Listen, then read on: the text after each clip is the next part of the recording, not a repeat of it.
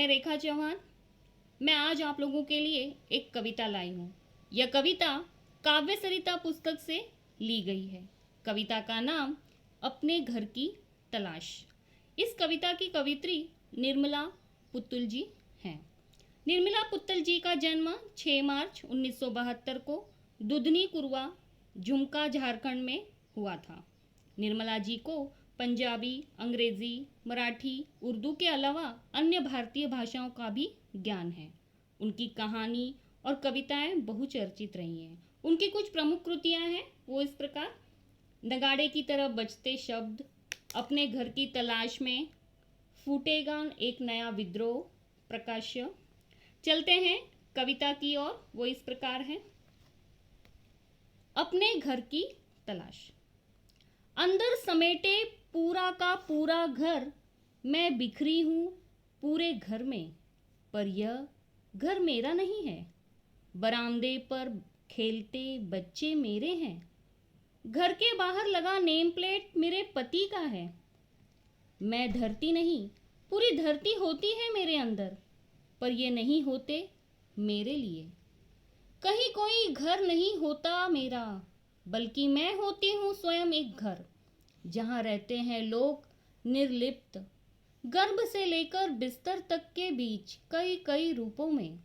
धरती के इस छोर से उस छोर तक मुट्ठी भर सवाल लिए मैं दौड़ती, हाफती, भागती, तलाश रही सदियों से निरंतर अपनी जमीन, अपना घर, अपने होने का अर्थ। तुमने उसके भीतर का खोलता इतिहास पढ़ा है कभी? उसी चुप्पी की दहलीज पर बैठ शब्दों की प्रतीक्षा में उसके चेहरे को, उसके अंदर वंश बीज होते क्या तुमने कभी महसूस किया है उनकी फैलती जड़ों को अपने भीतर? बता सकते हो तुम एक स्त्री को स्त्री दृष्टि से देखते उसकी स्त्रीत्व की परिभाषा? अगर नहीं तो फिर क्या जानते हो तुम रसोई और बिस्तर के गणित से परे एक स्त्री के बारे में? चलते हैं इस कविता के भाव की ओर। प्रस्तुत कविता में स्त्री के जीवन को उजागर किया है। जन्म से लेकर मृत्यु तक उसका अपना घर नहीं होता। किस तरह वह घर में अपना सर्वस्व देकर भी उसे किसी प्रकार का मान सम्मान नहीं मिल पाता।